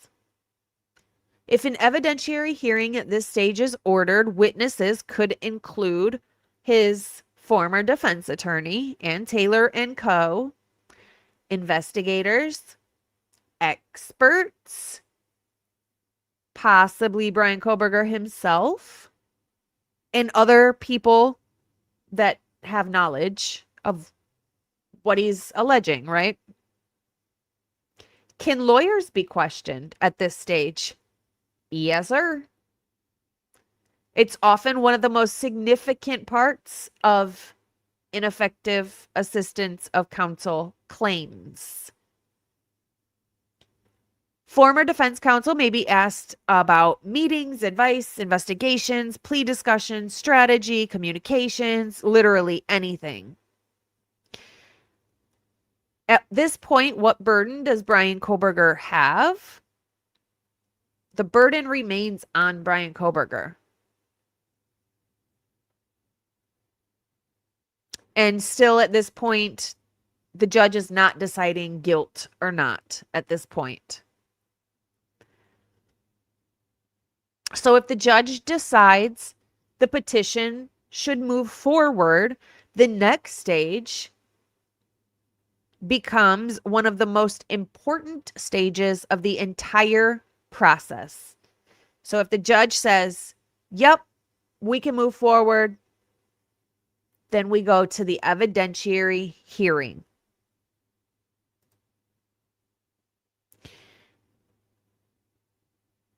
And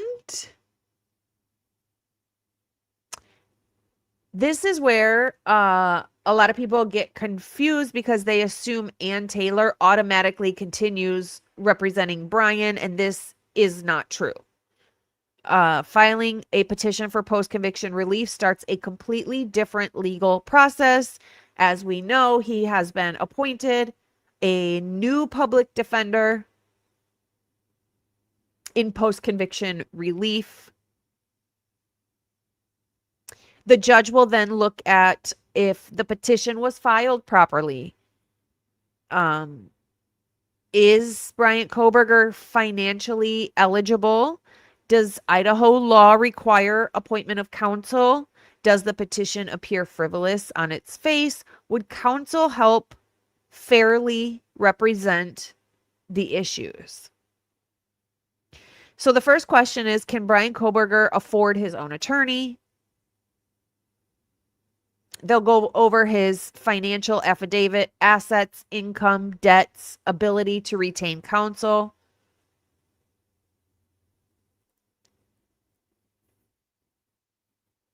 He's obviously not going to use Ann Taylor because his ineffective counsel cannot represent him regarding his claim of ineffective counsel. So he has been appointed a new attorney already at this point. And they have to go over everything, every single thing. This can take 2 months, 6 months, a year and a half. It can take a while. Kohberger can also represent himself if he wants to.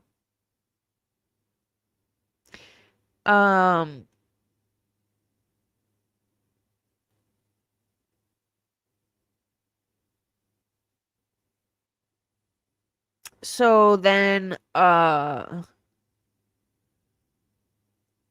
before the court reaches Brian Kohberger's claims, it has to determine who will actually present the claims. So if the judge appoints new counsel, that attorney may spend months reviewing thousands of pages, records, before the case can even move to the next stage. What is the next stage? If the petition gets this far, both sides can request exchange of evidence. This would include attorney emails, notes, case documents, spreadsheets, police reports, expert opinions, a lot. Now we're getting into some of the more interesting parts of this, and that's the discovery.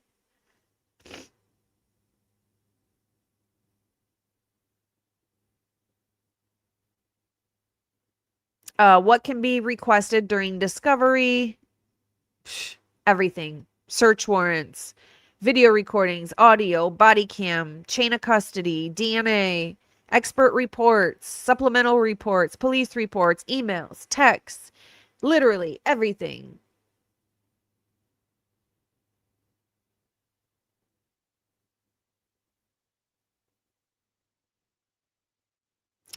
What can the state request? They can request affidavits, documents, everything to make their case as to why Brian Kohberger's, what he's alleging isn't true.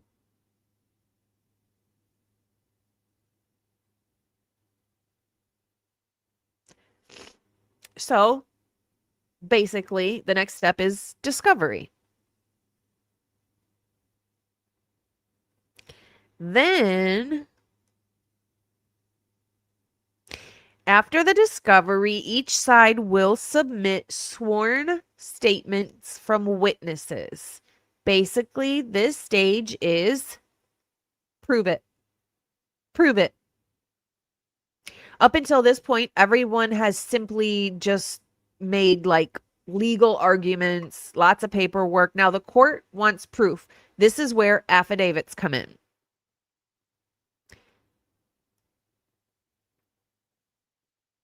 An affidavit is basically saying, I swear that XYZ happened. Who can write an affidavit? Well, Brian Kohberger can.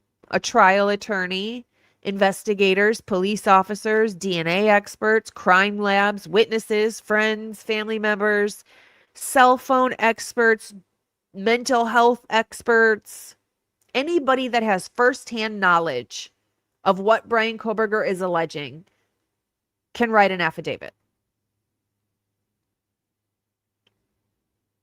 What can't be in an affidavit? That's my sister's cousin said XYZ.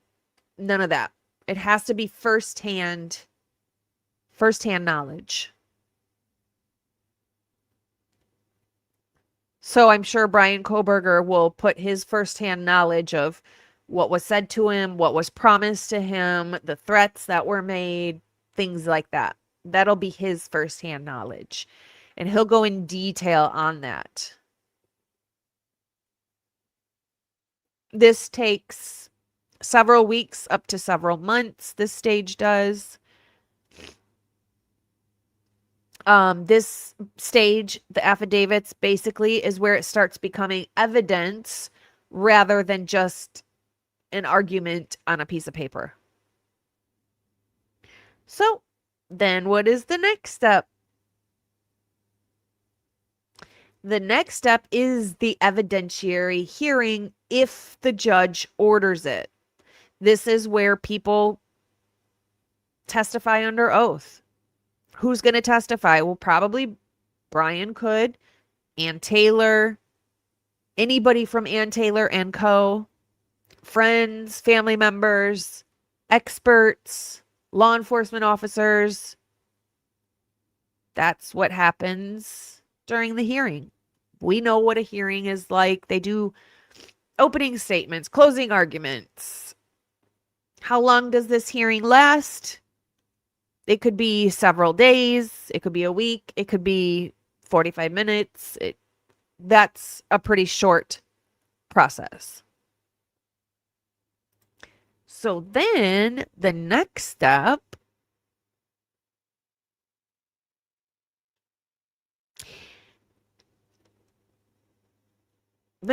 is legal standard. Has Brian Kohberger actually proven enough under the law?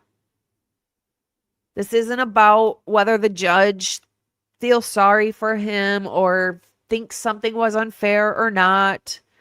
The judge has to apply specific legal standards. And sometimes those standards are difficult to meet. The burden is on Brian. Before the burden was on the state. Now it's on Brian. He has to prove all of this happened. He has to prove that his counsel was ineffective, that he was threatened, all of that. So what is the next step? Well, then we learn if he wins or loses. If he wins, then this is where everything could change. The guilty plea could be vacated. The sentence could disappear.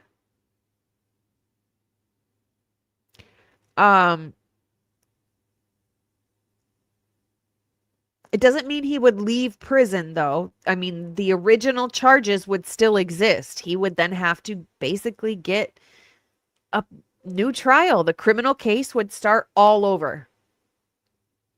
So post-conviction relief is literally just like you have all of the court stuff we went through for the murder of these 4 victims, it's the same thing, but it's for if it's the PCR is just the same thing, you know, the court, everything you go through during court for the criminal case, you're doing the same thing. It's just for the allegations that Brian Kohberger is making. It's none of this is whether he committed the crime or not. None of this has anything to do with that part. It's just whether he had ineffective assistance of counsel, whether he was threatened, all of that. So if he gets post-conviction relief, then that means they have to go to trial on the criminal case all over. They have to do that all over. But if he loses,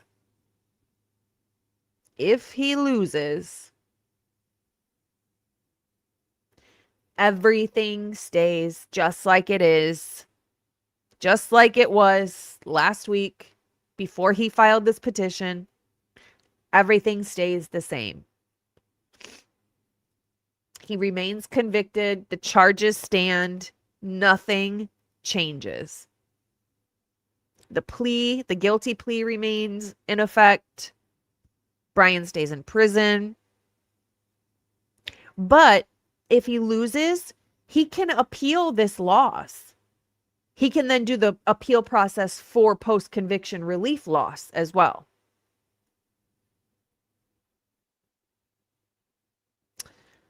And that is basically the steps of all of this. That's where we're at. It's a long process, guys. I just want everybody to prepare for a very long process. So, that is where we're at. And now, for your starting lineup.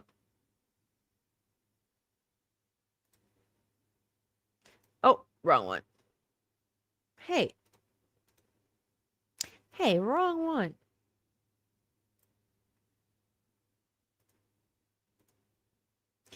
And now, Bronx's Buddies of the Day.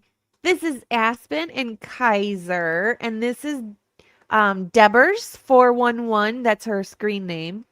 These are her babies.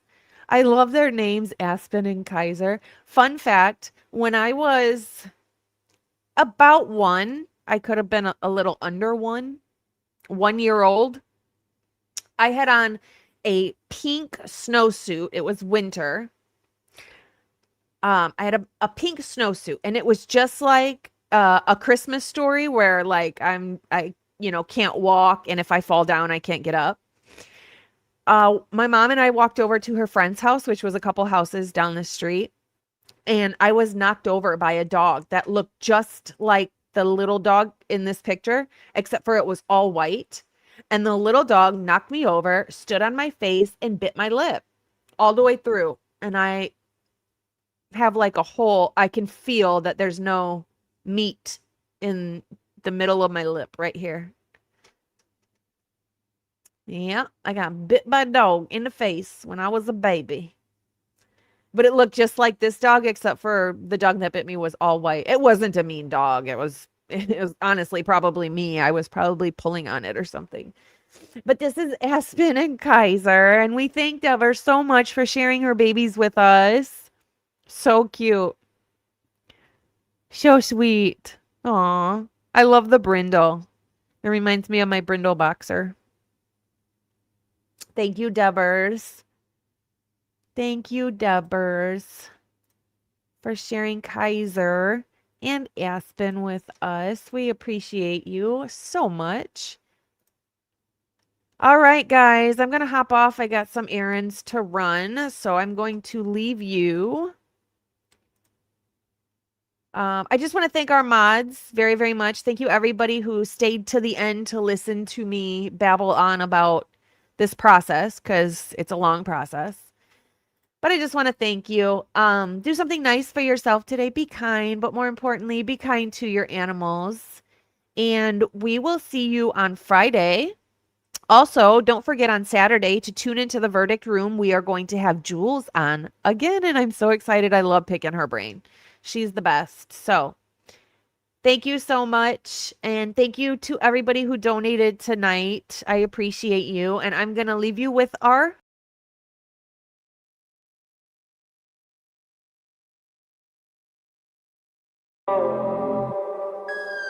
Is she breathing? Hello? Is she breathing? No. Who let the dogs out? Bronx on the block, he don't bark for clout. Cold no sharp eye, he follow the trail. Every missing piece got a name in the mail. Bronx kale rolling camera in the night. One paw on the clue, one paw on the flight. IDAHO4 in the fog, whole town too quiet. Corrupt handshake when the truth start writing. Low growl in the dog, he don't miss them all. I read the signs he leave, then I move like a thief. Who let the dogs out? Run, let the truth out. Who let the dogs out? Bronx tails, we pressed around. IDAHO4, we won't back down. Bronx on the scene, run that ground. Who let the dogs out? Run, let the truth out.